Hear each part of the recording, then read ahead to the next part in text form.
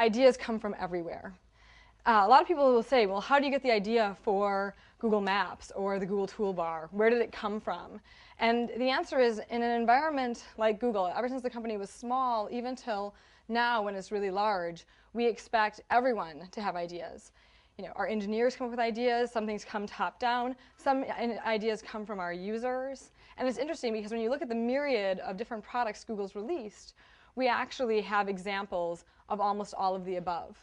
Google Maps, the idea for that actually came from an acquisition. We found these 4 engineers in Australia who were just amazingly good at building mapping interfaces, and combined them with a bunch of JavaScript experts at Google and said, okay, let's take their ideas around how you navigate maps, place them on the web using JavaScript, and ultimately build this really great application. So, ideas really do come from all kinds of different inspirations. There's other things that we do that are very strategic and top-down. When we looked at, say, something like Google Desktop, we thought, for a lot of strategic reasons, we need to have a deeper, more meaningful relationship with our users. What functionality could we provide them that they'll want to have on their computer and that will allow them to access Google really easily all the time? So sometimes it comes from an overall strategy or a strategic concern. Sometimes it comes from an acquisition that we're doing. And sometimes it just comes from someone wanting to solve a problem that they feel we could solve better. Google News is a great example of that.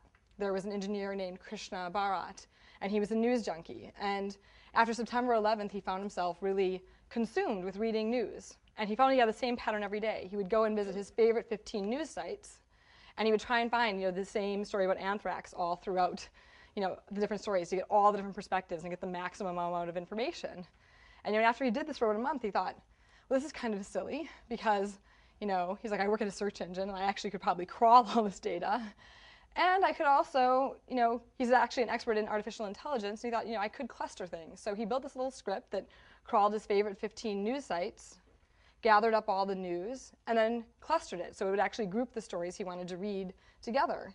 And he built this little tool for himself to read news more efficiently, used it for a while, thought it was pretty useful, mailed it out to the company and said, hey, I use this to read my news. Maybe some of you would find it useful. And a bunch of us saw that and said, this isn't just an internal tool to help Krishna read news better. This is something that could help a lot of people read news better, and we should take it up to the next level so it's not just a plain white page with lots of blue links, but actually looks more like a news experience and make it available to our users. So there's a myriad of different places that ideas come from, and what you really want to do is set up a system where people can feel like they can contribute to those ideas, and that the best ideas rise to the top in sort of a Darwinistic way, by proof of concept, a powerful prototype, by demonstrating that it's going to fill a really important user need, so on and so forth.